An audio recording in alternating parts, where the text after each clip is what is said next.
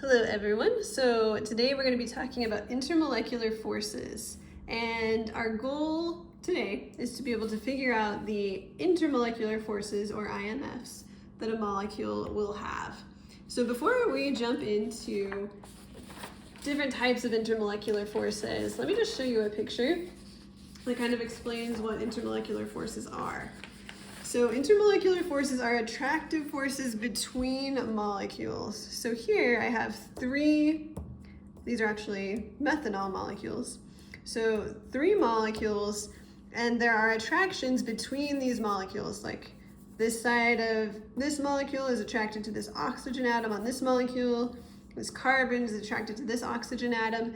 These are intermolecular forces. So they are attractions between molecules. That's what intermolecular forces are. So we're going to write down attractive forces between molecules. And we sometimes abbreviate this IMF just because it's kind of a long phrase to write. So there are actually 3 types of intermolecular forces. 2 of them were shown in this picture, hydrogen bonding and dipole-dipole. And then there's also one called London dispersion. So we're going to talk about all 3 of these and their properties. So we've got London dispersion, dipole-dipole,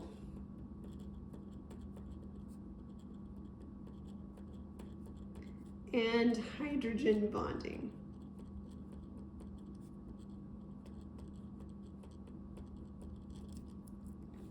All right, so let's start with London dispersion forces. These are found in all molecules, whether they are polar or non-polar. And here, again, we're talking about covalent molecules. So polar and non-polar. London dispersion forces tend to be weak compared to the other types of intermolecular forces. And then let me draw a little sketch of a London dispersion force. Again, we need more than one molecule, so we're going to do a very simple chlorine molecule. Chlorine is a non-polar molecule, and there's going to be an attraction between these 2 molecules. Now, hopefully when you're looking at this, you're thinking, wait a second, chlorine is nonpolar, there's no charges, what is causing this attraction? And to explain that, I need to explain something called polarizability. So even if an atom or a molecule doesn't have any partial charges, it still has protons and electrons.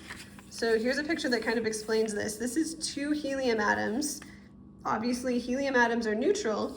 Each of them has 2 electrons.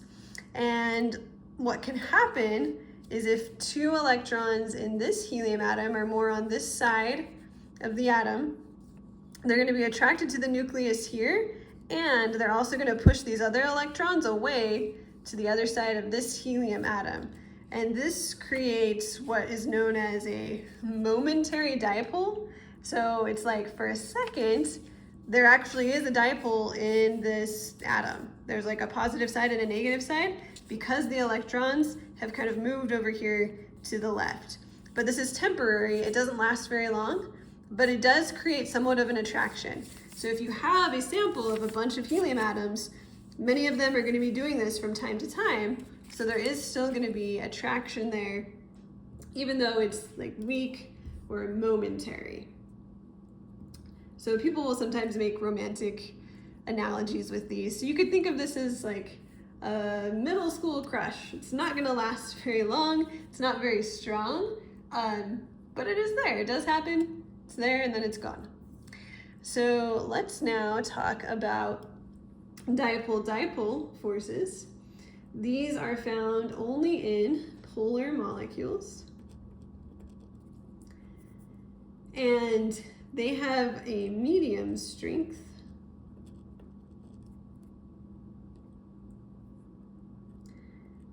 and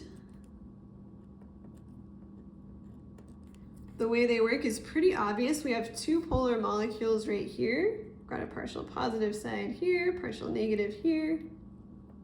And so it makes sense that the partially negative side of one molecule is going to be attracted to the partially positive side of another molecule. And it makes sense that this would be stronger than a London dispersion force, because these charges are partial charges, but they're also permanent. They're always going to be there. And then hydrogen bonding is actually a special type of dipole-dipole force. So hydrogen bonding happens when you have polar molecules with HF, HO, or HN.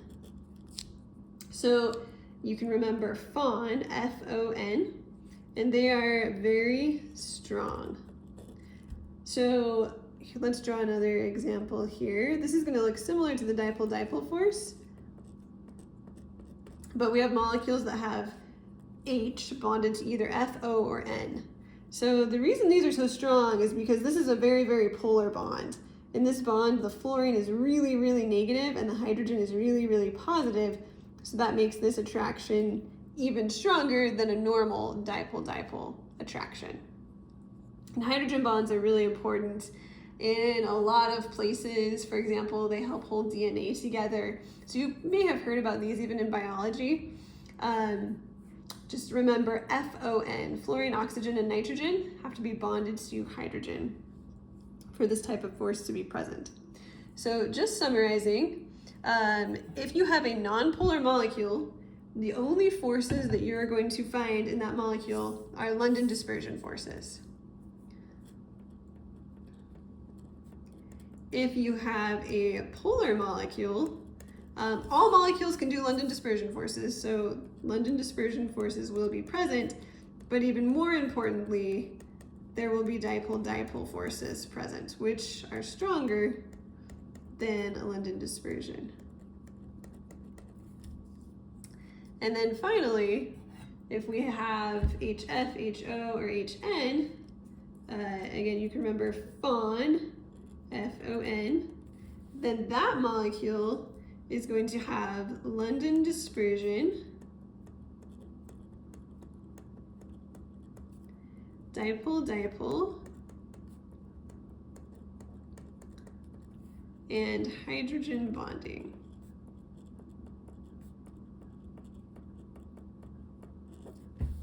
So let's do an example.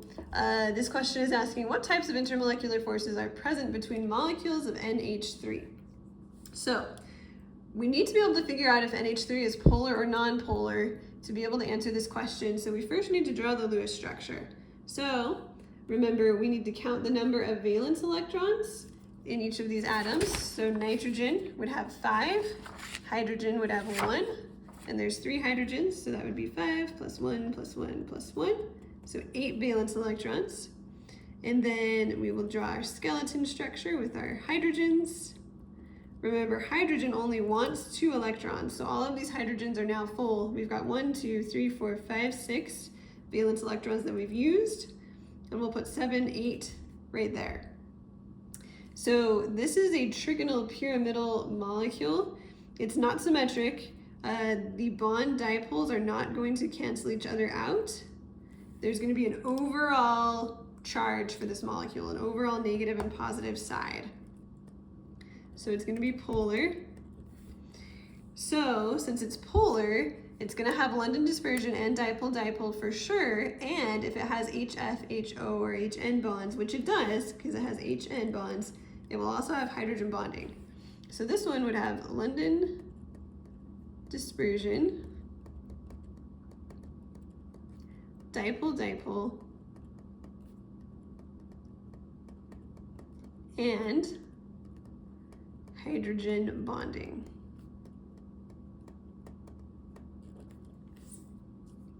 All right, so that's how you look at a molecule and figure out what intermolecular forces it has. And then next time we'll talk about what we can tell from the intermolecular forces a molecule has, because we can predict a lot of things about boiling point and melting point and that sort of thing.